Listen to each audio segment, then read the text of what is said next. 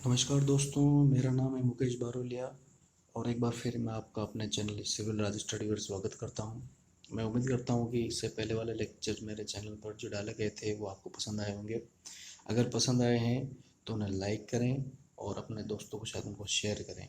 और अगर आप नए हैं तो मेरे चैनल को सब्सक्राइब करना बिल्कुल भी ना भूलें। ये आज का जो लेक्चर है वो मेरे चैनल पर तीसरा लेक्चर है। इससे पहले मैं 2 लेक्चर डाल चुका हूँ। पहला लेक्चर जो था वो राजस्थान के अंदर राष्ट्रीय राजमार्ग पर इम्पोर्टेंट पॉइंट्स थे उनको अपन ने डिस्कस किया था। दूसरा लेक्चर था जो राजस्थान के प्रमुख मेलों के बारे में डिस्कस किया था अपन ने। तो उसके अंदर पार्ट फर्स्ट डिस्कस किया था और आज जो है वो पार्ट 2 डिस्कस करेंगे। पार्ट 2 के अंदर मैंने राजस्थान के पशु मेले और राजस्थान के महोत्सव को मैंने इंक्लूड किया है। तो चलिए स्टार्ट करते हैं आज का लेक्चर। आज का लेक्चर स्टार्ट करने से पहले मेरे चैनल को सब्सक्राइब करना बिल्कुल भी ना भूलें, क्योंकि इसमें मैं राजस्थान से रिलेटेड जीके का जितना भी मैटर है अपन धीरे धीरे करके डिस्कस करेंगे। और आपके किसी भी एग्ज़ाम जिसके अंदर राजस्थान जीके आता हो तो वो ये सब आपके लिए बहुत इंपॉर्टेंट रहेगा। तो चलिए स्टार्ट करते हैं आज का लेक्चर। जैसा कि आप लोग देख पा रहे हैं, यहाँ पर एक टेबल बनी हुई है। इस टेबल के अंदर राजस्थान के प्रमुख पशु मेलों का वर्णन मैंने इंक्लूड किया हुआ है। पहला कॉलम आप लोग देख पा रहे हैं, इसमें क्रम संख्या। दूसरा है जो मेला कौन सा है। तीसरा कॉलम स्थान कहाँ पर वो लगता है। चौथा कॉलम किस तारीख को वो लगता है। और पांचवा कॉलम इस मेले से रिलेटेड अगर कोई खास पॉइंट है तो वो मैंने इसके अंदर इंक्लूड किया है। वैसे तो राजस्थान के लगभग 250 पशु मेले हैं जो कि अलग अलग माह में अलग आयोजित होते रहते हैं, लेकिन उनमें से जो राज्य महत्व के हैं और जो पशुपालन विभाग राजस्थान के द्वारा आयोजित होते हैं उन्हीं पर अपन फोकस करेंगे। और उनमें से भी जो एग्ज़ाम पॉइंट ऑफ व्यू से इम्पोर्टेंट है उन्हीं को अपन डिस्कस करेंगे। तो आइए चलते स्टार्ट करते हैं आज का ये लेक्चर। उसमें पहला पशु मेला कौन सा आता है तो बलदेव पशु मेला। ये पशु मेला नागौर में मेड़ता सिटी में लगता है और ये चैत्र मास को सुदी सुदी यानी कि शुक्ल पक्ष से बात हो रही है यहाँ पे, तो शुक्ल पक्ष को लगता है। और ये इसकी विशेषता के बारे में अगर बात करें पर तो पहली विशेषता क्या है कि इसमें नागौरी नस्ल के बैलों की और गायों की क्रय विक्रय होता है इसमें।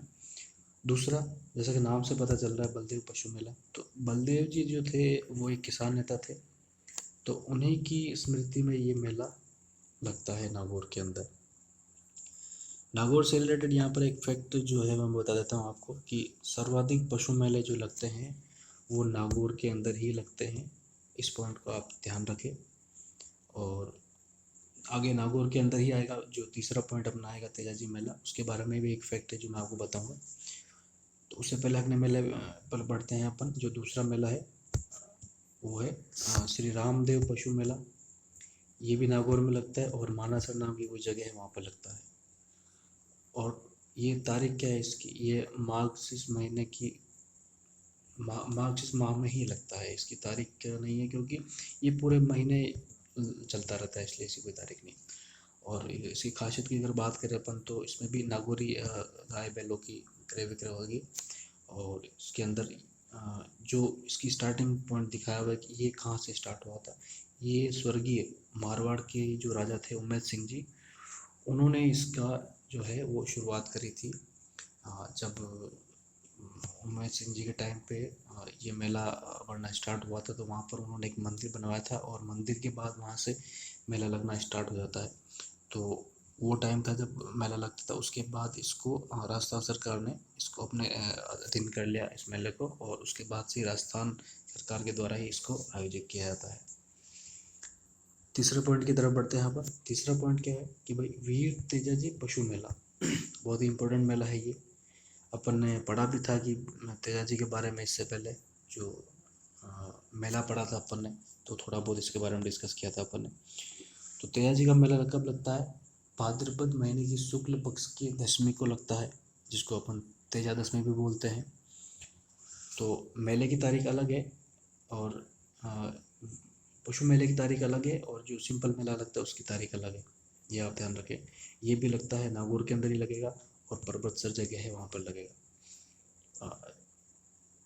जो तेजाजी लोक देवता है उनका मेला जहाँ पड़ता है वहीं पर ये मेला भी लगता है, लेकिन तारीख इसकी है श्रावण महीने की पूर्णिमा से भाद्रपद की अमावस्या तक लगता है ये मेला। और इसकी जो खासियत है, इसकी जो विशेषता है, उसके बारे में अपन देखते हैं कि बहुत ही इम्पोर्टेंट पॉइंट है ये वाला। इसको आप ज़रूर ज़रूर ध्यान रखें, very very most important point है ये राज्य सरकार को सर्वाधिक आमदनी प्राप्त होती है इस मेले से।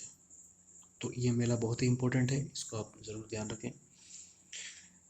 वैसे तो आपको पशु मेलों के अंदर तारीखें ध्यान रखने की ज़रूरत नहीं है, मेले का नाम, वो कौन सी जगह लगता है, वो स्थान, और इसकी कोई खासियत है तो वो आपको ध्यान रखनी है। दिनांक एग्ज़ाम पॉइंट ऑफ व्यू से इतना इम्पोर्टेंट नहीं है। अगर आपको ध्यान में रहते तो अच्छी बात है, नहीं तो आप सिर्फ स्थान ध्यान रखें और इसकी कोई खासियत है तो वो ध्यान रखें। तो 3 मेले तो ये नागौर के आ गए। तो नागौर वो शहर है जहाँ पर सर्वाधिक पशु मेले लगते हैं, और उसके अंदर वीर तेजाजी जो पशु मेला लगता है, जो कि श्रावण पूर्णिमा से भाद्रपद अमावस्या तक लगता है परबतसर नागौर के अंदर, वो राजस्थान को सर्वाधिक आय देता है। तो ये मेला इम्पोर्टेंट हो जाएगा आपके लिए, इसको आप ज़रूर, ये वेरी वेरी इंपॉर्टेंट पॉइंट है, तो इसको आप ज़रूर ध्यान रखें। और आगे बढ़ते हैं अब अपन।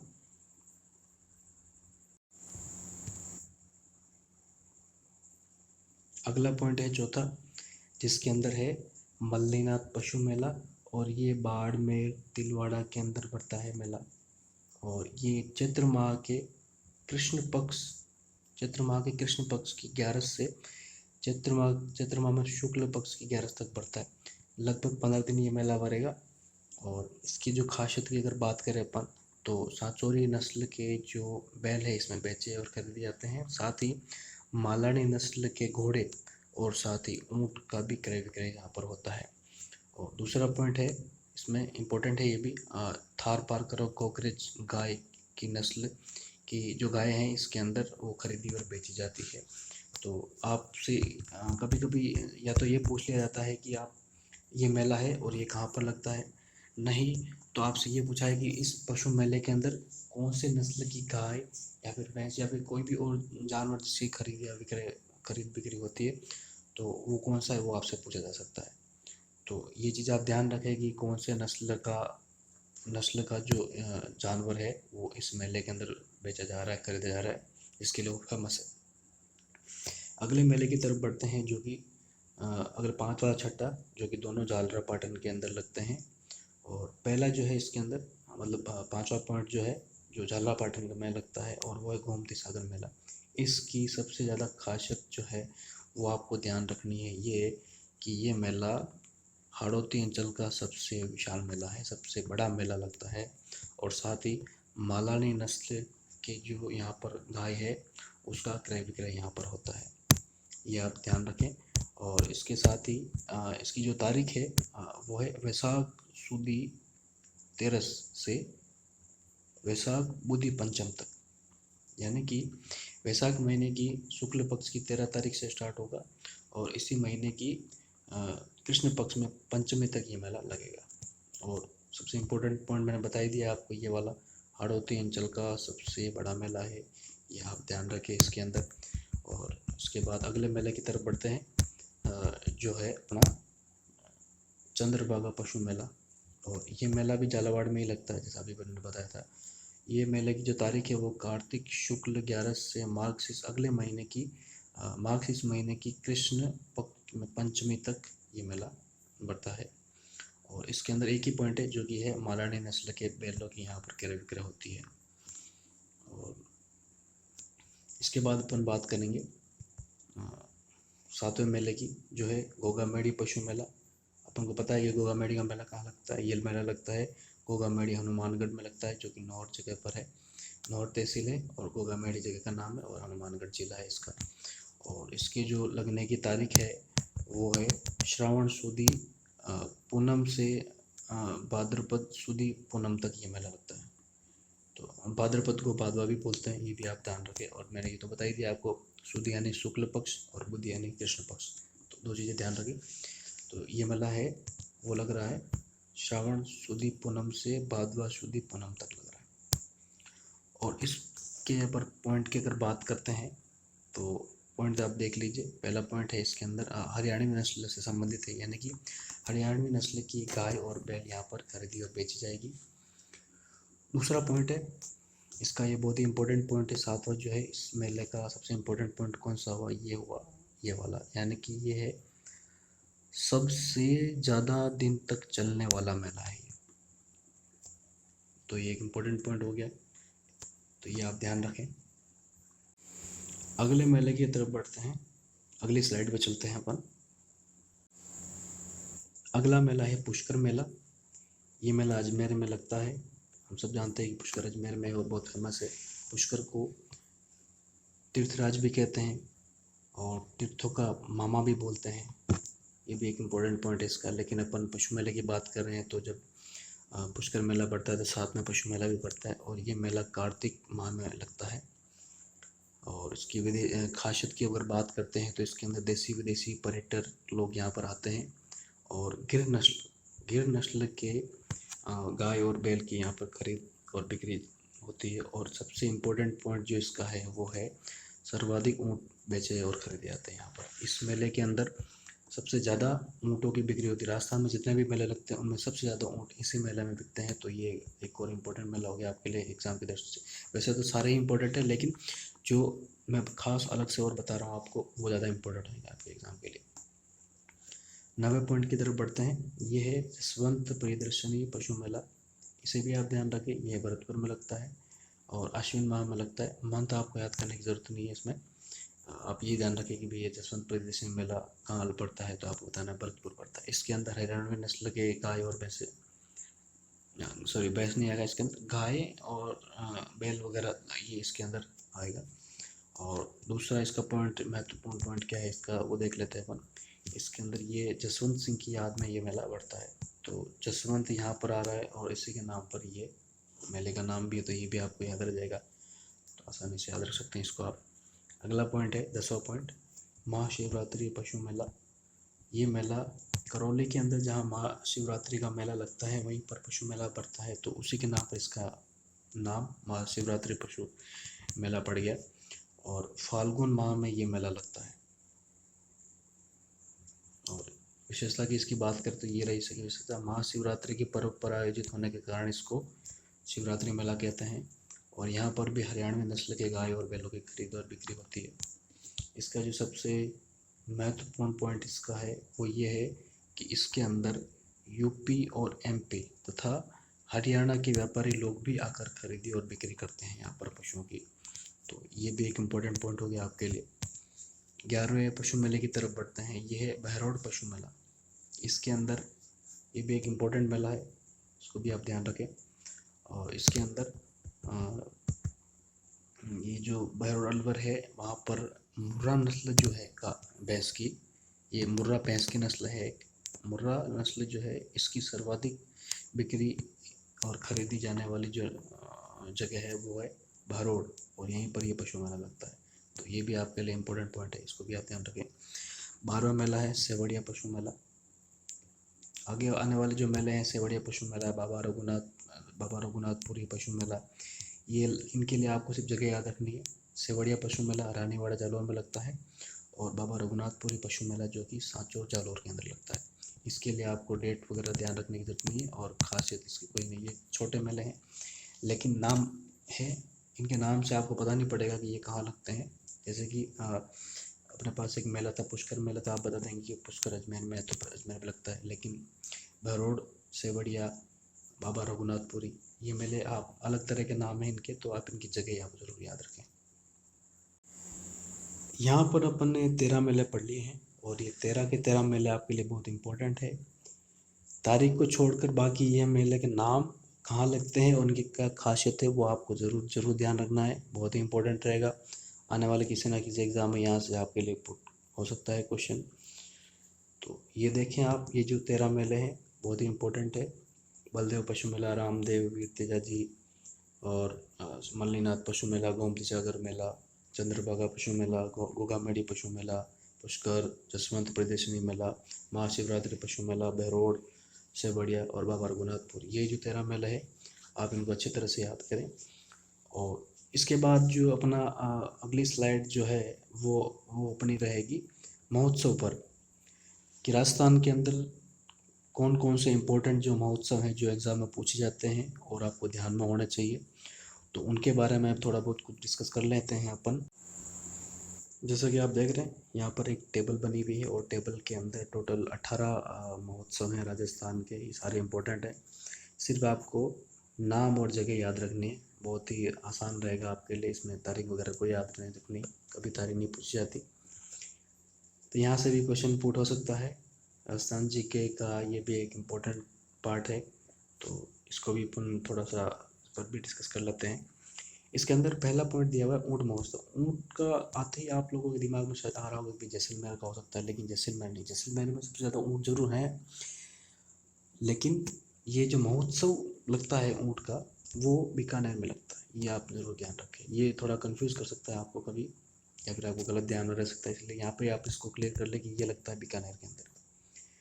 मोरू महोत्सव की अपन बात करते हैं, दूसरा पॉइंट, ये लगता है जैसलमेर में। सबसे ज़्यादा रेगिस्तानी पार्ट जो अपने राजस्थान के अंदर है वो जैसलमेर के अंदर है, और यहीं पर मोरू महोत्सव भी लगता है, तो इसको आप ध्यान रखें। इसके बाद पतंग महोत्सव, ये भी काफ़ी फेमस है, ये भी आप ध्यान रखें, ये भी जैसलमेर में लगता है। तो जैसलमेर में दो हो गए अपने पास, ये दोनों, मोरू महोत्सव और पतंग महोत्सव, ये दोनों आप ध्यान रखें। इसके बाद आता है हाथी महोत्सव, ये लगता है जयपुर के अंदर। जयपुर के अंदर एक गणगौर महोत्सव भी आता है, और तीज महोत्सव, ये दोनों और भी आता है, लेकिन वो इतना इम्पोर्टेंट नहीं। वो आप जब मेले पढ़ते हैं राजस्थान के, या फिर तीज त्यौहार वगैरह पढ़ते हैं, तो उसके अंदर दिया होता है, तो वहाँ से अपन पढ़ सकते हैं, लेकिन यहाँ पर ये इम्पोर्टेंट ही लिया हुआ है मैंने। तो हाथी महोत्सव ध्यान रखें, जयपुर रहेगा इसका। फिर आता है समर महोत्सव, ये भी जयपुर में लगता है। और उसके बाद कथक महोत्सव, सिर्फ नाम ध्यान रखना है आपको, ये भी जयपुर में लगेगा।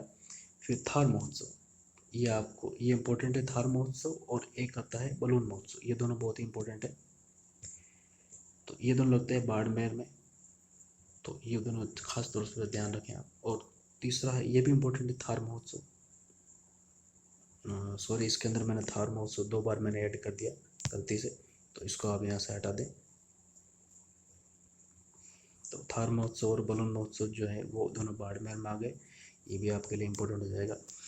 उसके बाद ब्रिज महोत्सव, आपको पता होगा ब्रिज वाला पार्ट, ऊपर अलवर भरतपुर वाला पार्ट जो है वो ब्रिज वाला पार्ट है, उसको बोलते हैं, पुराने टाइम में बोलते थे, तो ये भरतपुर आ जाएगा यहाँ पर।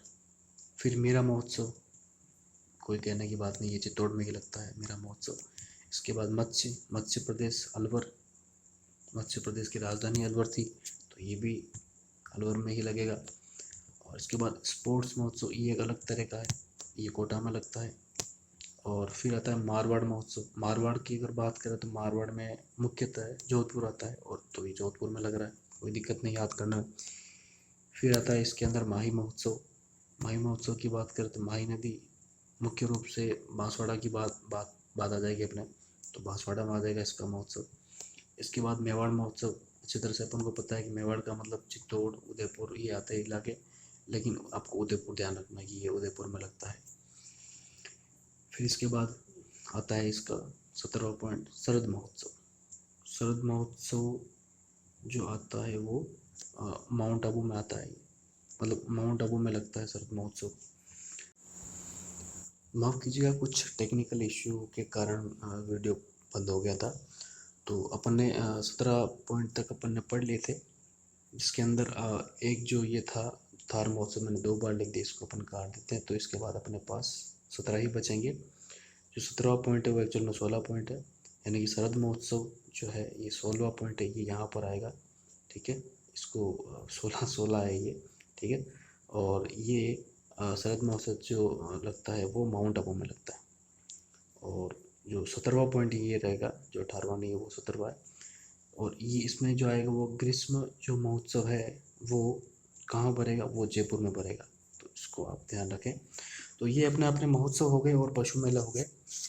इसके बाद अपन नए लेक्चर लेके आएंगे, बहुत जल्दी नया लेक्चर लेने वालों ने, तो उसको भी आप देखना, अगर आपको पसंद आए तो लाइक करें। और ये लेक्चर भी आपके लिए इम्पोर्टेंट है, इसको भी आप अच्छे से देखें। और भी आपके दोस्त लोग कोई भी तैयारी कर रहा हो इस किसी एग्ज़ाम की जिसके अंदर राजस्थान जी के हो, तो उनको ये ज़रूर शेयर करें और अधिक से अधिक लोगों को बताएं। और अगर उनको लगे कि हाँ अच्छा मटेरियल मिल रहा है तो मेरे आगे आने वाले वीडियो को और ज़रूर देखें। तो यहाँ पर अपना लेक्चर कंप्लीट होता है। थैंक यू मेरे वीडियो को देखने के लिए, और मैं उम्मीद करता हूँ कि आपको मेरे लेक्चर्स वगैरह पसंद आ रहे होंगे। तो आज का लेक्चर अपन यही ख़त्म करते हैं। थैंक यू, धन्यवाद।